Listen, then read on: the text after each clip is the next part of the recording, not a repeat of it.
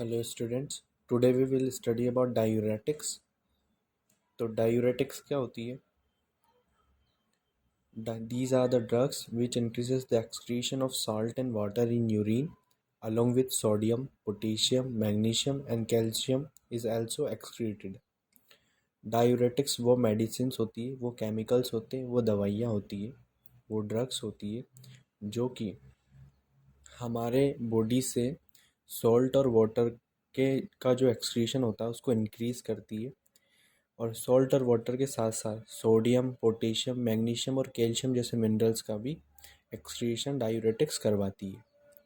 जब भी हमारी बॉडी में हाइपर नेट्रीमिया हो जाता है, सोडियम का लेवल इंक्रीज़ हो जाता है, कैल्शियम का लेवल इंक्रीज़ हो जाता है, हाइपर कैल्शीमिया एंड पोटेशियम का लेवल इंक्रीज़ हो जाता है, हाइपर कैलमिया एंड मैग्नीशियम का इंक्रीज़ हो जाता है, तो हम डायूरेटिक्स देते हैं पेशेंट को और उससे उसकी बॉडी से इन मिनरल्स का एक्सक्रीशन कराते हैं और नॉर्मल बैलेंस करवाते हैं इन इलेक्ट्रोलाइट्स का हमारी बॉडी में। तो क्लासिफिकेशन करते हैं डायूरेटिक्स के।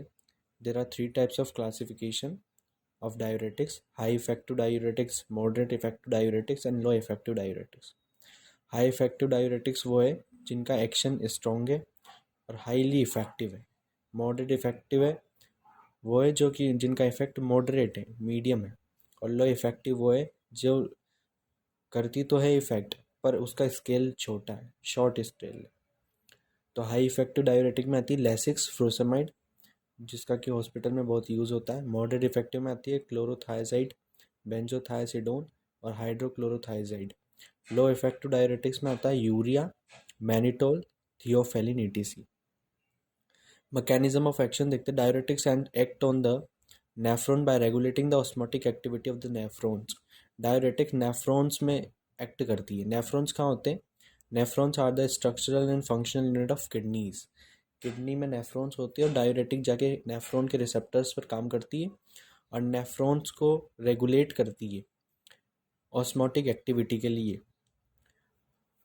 तो इनडायरेक्टली हम और डायरेक्टली ये कह सकते हैं कि ये डायूरेटिक्स जो है वो ड्रग है जो कि नेफ्रॉन पर जाकर एक्ट करेगी किडनी पे और ऑस्मोटिक एक्टिविटी को रेगुलेट करेगी किडनी की। इंडिकेशंस ये है कि कब दिया जाएगा डायूरेटिक्स को? To relieve oedema. जब भी हमारी बॉडी में इडिमेटस कंडीशन आ जाएगी तो हम डायूरेटिक्स देंगे ताकि जो फ्लूइड ओवरलोड हुआ है उसको हम कम कर सकें और एडिमा को रिड्यूस कर सकें। जब भी पल्मोनरी कंजेशन होगा तो हम डायूरेटिक्स देंगे। CHF मतलब कि कंजस्टिव हार्ट फेलियर में हम डायूरेटिक्स देंगे क्योंकि कंजस्टिव हार्ट फेलियर में 2 कंडीशन होती है, राइट साइड हार्ट फेलियर और left side heart failure.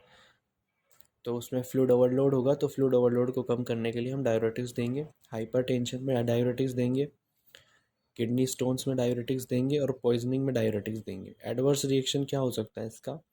Dehydration हो सकता है, हाइपोटेंशन हो सकता है, वीकनेस आ सकती है और हाइपोकैलमिया कैन बी कॉज्ड। इसका सबसे बड़ा एडवर्स इफेक्ट यही है कि अगर हम ज़्यादा दे देंगे तो हाइपोकैलमिया हो सकता है, कैल्शियम कम हो सकता है, पोटेशियम कम हो सकता है और हाइपोनेट्रीमिया भी हो सकता है जिसमें कि सोडियम कम हो सकता है और हाइपोकैल्शीमिया भी हो सकता है जिसमें कि कैल्शियम का लेवल कम हो सकता है। तो ये डायूरेटिक्स से और जो यूनिवर्सिटी एग्ज़ाम्स होते हैं it is sufficient for that.